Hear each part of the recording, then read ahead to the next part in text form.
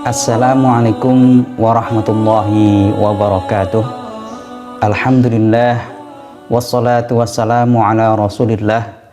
Rabbi syrah li sadri wa yassir li amri wahlul 'uqdatam min lisani yafqahu qawli. Amma ba'd. Para pecinta ilmu yang dimuliakan Allah Subhanahu wa taala, pada kesempatan ini kita akan membahas satu tema dalam fikih muamalah, yaitu tentang wakalah dan samsaroh, yaitu akad mewakilkan dan makelar. Para pecinta ilmu yang dimuliakan Allah Subhanahu wa taala, yang pertama tentang wakalah. Wakalah atau akad mewakilkan secara bahasa berarti at-tafwid atau menyerahkan. Seperti dalam sebuah kalimat, wakaltu amri ilallah ay fawwadtuhu ilaih. Aku menyerahkan urusanku kepada Allah Subhanahu wa taala. Dan juga wakalah secara bahasa berarti al-hifdzu atau menjaga. Sebagaimana dalam sebuah ayat, hasbunallahu wa ni'mal wakil. Wa ni'mal wakil artinya sebaik-baik penjaga. Para pecinta ilmu yang dimuliakan Allah Subhanahu wa taala, yang dimaksud di sini adalah mewakilkan seseorang pada urusan yang bisa diwakilkan. Sedangkan menurut para fuqaha, yang dimaksud dengan wakalah mencakup dua makna lughawi tadi, yaitu at-tafwid dan al-hifdzu, menyerahkan dan menjaga.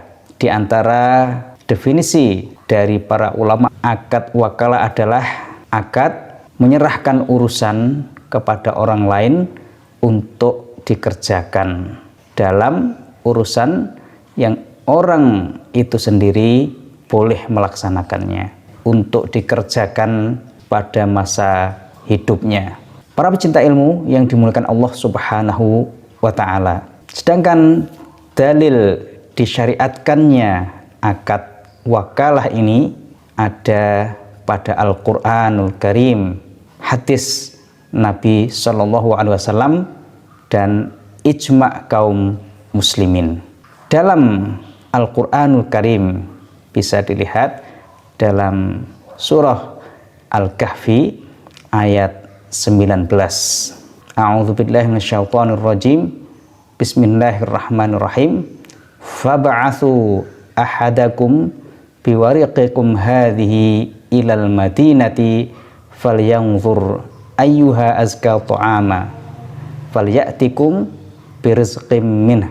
Maka utuslah salah seorang di antara kalian dengan uang ini ke kota untuk membeli makanan yang baik. Para pecinta ilmu yang dimuliakan Allah Subhanahu wa taala, jadi Ashabul Kahfi mewakilkan salah seorang di antara mereka untuk membeli makanan ke kota.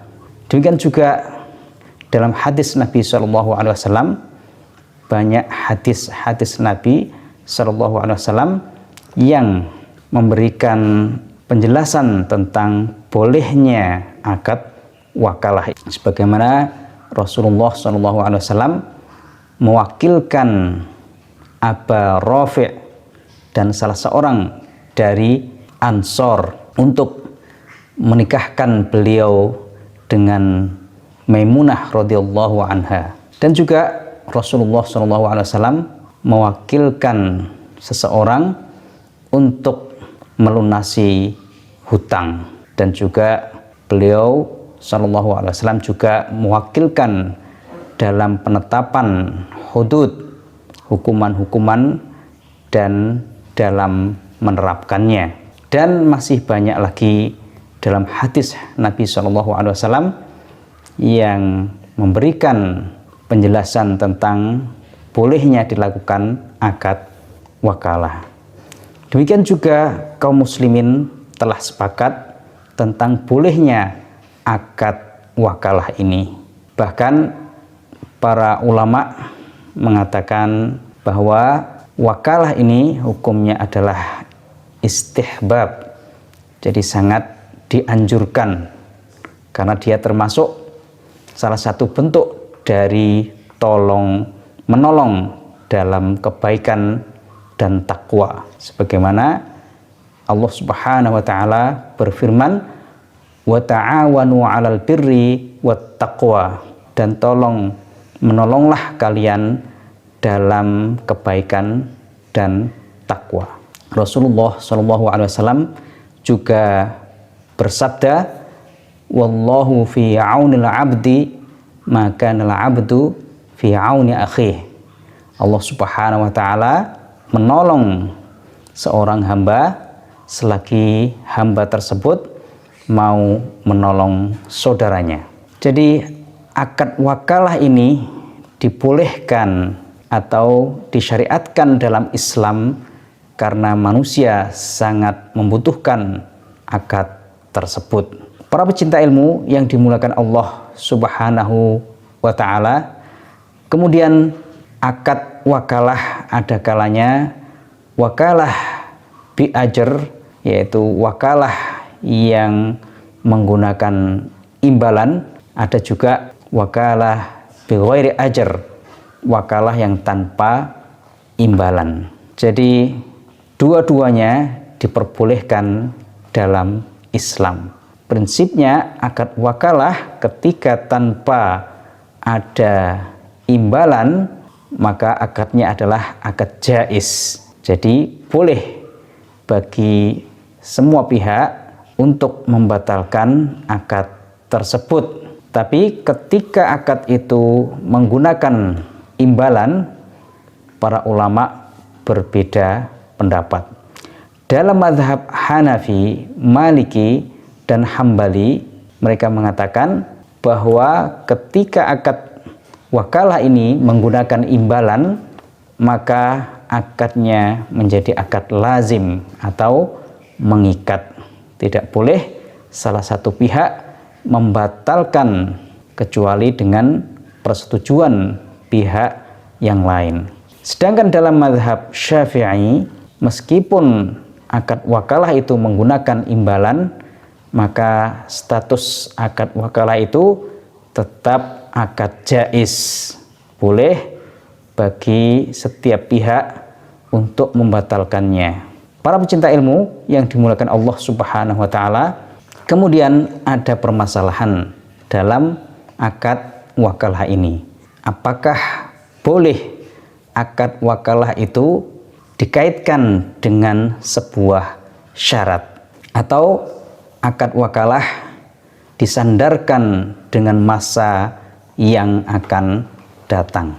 Para ulama mengatakan akad wakalah boleh dilakukan secara langsung atau dikaitkan dengan sebuah syarat, atau disandarkan dengan waktu yang akan datang. Ini pendapat mazhab Hanafi dan Hambali. Sedangkan dalam mazhab Syafi'i tidak boleh akad wakalah dikaitkan dengan sebuah syarat. Misalnya, kalau aku diangkat menjadi direktur, maka kamu menjadi wakilku dalam melakukan transaksi tertentu. Ini dalam mazhab Syafi'i tidak dibolehkan. Tapi menurut mazhab yang lain, mazhab Hanafi dan Hambali, akad seperti ini dibolehkan. Demikian juga boleh disandarkan kepada waktu yang akan datang. Misalnya, kalau datang waktu Ramadan, kamu menjadi wakilku dalam mengambil suatu barang dari seseorang. Para pecinta ilmu yang dimuliakan Allah Subhanahu wa taala, Kemudian apa syarat-syarat dari akad wakalah? Syarat yang pertama, syarat seorang yang mewakilkan atau muwakil. Disyaratkan bagi orang yang mewakilkan atau muwakil, dia harus malikan litasarrufi fima yuwakkilu fihi. Dia harus boleh melakukan akad atau urusan yang akan diwakilkan itu. Kalau seseorang tidak memiliki atau tidak boleh melakukan suatu tasarruf atau transaksi, maka dia tidak boleh mewakilkan kepada orang lain. Seperti orang gila, anak kecil yang belum mumayyiz, maka tidak boleh mewakilkan suatu urusan kepada orang lain. Sedangkan anak kecil yang sudah mumayyiz, sebagian ulama membolehkan dia mewakilkan suatu urusan kepada orang lain pada urusan yang membawa manfaat secara murni, seperti mewakilkan dalam menerima hibah, menerima sedekah dan wasiat. Kalau permasalahan atau urusan yang diwakilkan itu membawa kemadaratan secara murni atau merugikan secara materi, maka tidak boleh anak kecil yang sudah mumayyiz itu mewakilkan kepada orang lain. Seperti dalam masalah tolak, menghibahkan sesuatu, mensedekahkan hartanya, maka dia tidak boleh mewakilkan urusan itu kepada orang lain. Para pecinta ilmu yang dimuliakan Allah Subhanahu wa taala, kemudian syarat wakil, orang yang menjadi wakil disyaratkan orang yang berakal. Maka orang gila tidak boleh menjadi wakil dalam sebuah urusan, atau anak kecil yang belum mumayyiz, maka tidak sah dia menjadi seorang wakil. Sedangkan anak kecil yang sudah mumayyiz, yang sudah membedakan antara yang baik dan buruk, antara yang benar dan salah, maka dibolehkan menurut mazhab Hanafi untuk menjadi wakil.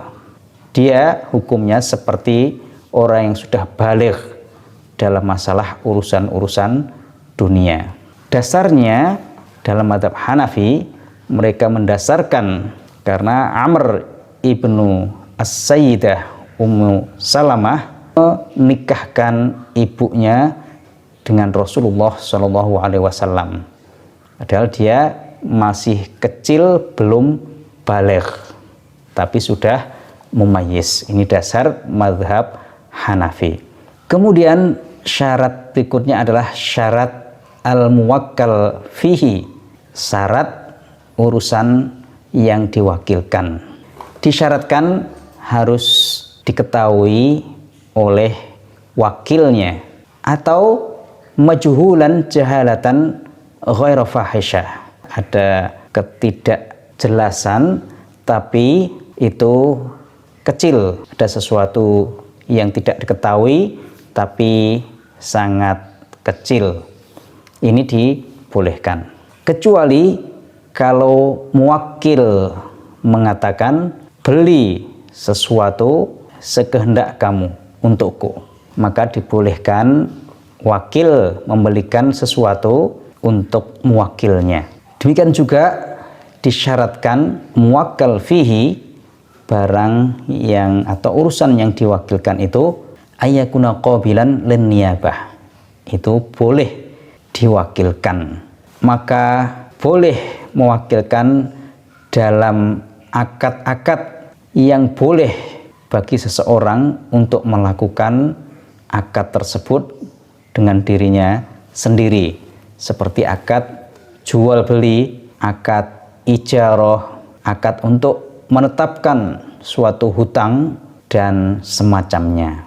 Para pecinta ilmu yang dimuliakan Allah Subhanahu wa taala, kemudian patokan yang boleh dilakukan wakalah adalah setiap akad yang boleh dilakukan oleh seseorang dengan dirinya sendiri, maka boleh diwakilkan. Dan sebaliknya, setiap akad atau suatu pekerjaan yang tidak bisa diwakilkan, maka tidak boleh seseorang mewakilkannya, seperti sholat, bersuci, bersumpah. Ini tidak bisa diwakilkan kepada orang lain, karena amalan-amalan tersebut tujuan disyariatkannya adalah untuk menguji seorang hamba apakah mau melaksanakannya atau tidak. Kalau diwakilkan kepada orang lain, maka tujuan tersebut tidak bisa tercapai. Para pecinta ilmu yang dimuliakan Allah Subhanahu wa taala, kemudian seorang wakil statusnya adalah amin. Artinya dia orang yang dipercaya dan tidak menanggung resiko ketika terjadi suatu masalah, terjadi kerusakan dari barang-barang yang diwakilkan kepadanya, maka dia tidak menanggung itu, kecuali kalau ada unsur kesengajaan merusak atau ada unsur kelalaian. Contoh kelalaian dalam hal wakalah ini adalah misalnya dia menjual barang dan menyerahkan barangnya sebelum menerima uangnya, atau dia menggunakan barang tersebut untuk dirinya sendiri, atau dia menyimpan barangnya tidak pada tempat yang semestinya. Ini menjadikan dia menanggung resiko ketika terjadi kerusakan barang atau kehilangan. Para pecinta ilmu yang dimuliakan Allah Subhanahu wa taala, kemudian dalam masalah apakah seorang wakil boleh mewakilkan urusannya itu kepada orang lain. Pada prinsipnya tidak boleh seorang wakil mewakilkan urusan yang diserahkan kepada dirinya kepada orang lain kecuali dengan izin dari muwakil, orang yang mewakilkannya. Ini seperti dalam mazhab Syafi'i dan mazhab Hambali. Sedangkan dalam mazhab Maliki, bahwa seorang wakil tidak boleh mewakilkan kepada orang lain lagi kecuali wakil itu memang tidak pantas untuk melakukan urusan tersebut dengan dirinya sendiri. Dan dalam mazhab Hanafi diperinci dalam hal ini, dibedakan apakah wakalahnya itu wakalah amah atau wakalah khosoh. Artinya wakalah amah itu bahwa seseorang mewakilkan kepada orang lain secara umum, dia boleh melakukan sesuai dengan pendapatnya, sesuai dengan apa yang dia pandang itu pantas dilakukan. Jadi muwakil tidak membatasi sesuatu dalam urusan tersebut.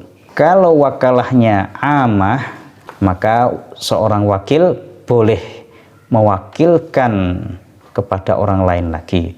Sedangkan kalau wakalahnya wakalah khosoh, artinya seorang muwakil memberi batasan atau dia mengharuskan pekerjaan itu dilakukan oleh si wakil itu sendiri, maka dalam hal ini seorang wakil tidak boleh mewakilkan lagi urusan tersebut kepada orang lain. Ini dalam mazhab Hanafi.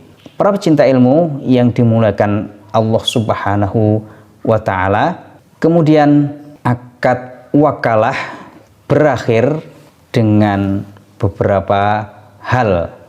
Yang pertama adalah ketika salah satu pihak meninggal dunia atau gila, maka akad wakalah itu berakhir.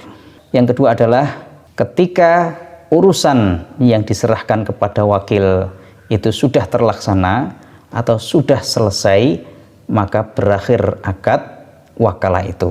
Kemudian yang ketiga, ketika muwakil, orang yang mewakilkan urusan itu, mencabut wakalahnya dari wakil tersebut, meskipun seorang wakil itu tidak mengetahuinya. Namun dalam mazhab Hanafi, seorang muwakil ketika mencabut wakalahnya dari seorang wakil, wakil harus mengetahuinya, mengetahui bahwa urusan itu sudah ditarik atau wakalahnya sudah dicabut oleh muwakil. Kemudian akad wakalah berakhir juga ketika seorang wakil mengundurkan diri dari akad wakalah, dan juga tidak disyaratkan seorang wakil mengetahui hal tersebut. Tapi mazhab Hanafi mensyaratkan ketika hal itu tidak merugikan pihak yang lain, maka boleh mencabut meskipun tidak diketahui oleh pihak muwakil. Kemudian akad wakalah berakhir juga ketika muwakkal fihi, urusan atau barang yang diwakilkan itu sudah keluar kepemilikannya dari seorang muwakil, maka akad wakalah juga berakhir. Para pecinta ilmu yang dimuliakan Allah Subhanahu wa ta'ala, kemudian pembahasan berikutnya adalah tentang akad samsaroh atau biasa kita kenal dengan maklar. Samsaroh yaitu menjadi perantara antara penjual dengan pembeli untuk melakukan transaksi jual beli. Itu akad samsaroh. Dan akad samsaroh ini, akad perantara atau maklar ini diperbolehkan dalam Islam. Dan upah yang diambil oleh simsar, maklarnya, itu dibolehkan atau halal hukumnya, karena dia merupakan upah dari pekerjaan yang dia lakukan. Mazhab Syafi'i mengatakan tidak boleh menyewa seorang yang menjual sesuatu yang tanpa ada unsur kepayahan dari dirinya, meskipun barang-barang itu betul-betul laku dan laris karena yang dilakukan oleh bayya atau penjual yang disewa. Para pecinta ilmu yang dimuliakan Allah Subhanahu wa ta'ala, pada prinsipnya akad samsaroh ini dibolehkan dalam Islam. Bentuknya bisa bermacam-macam.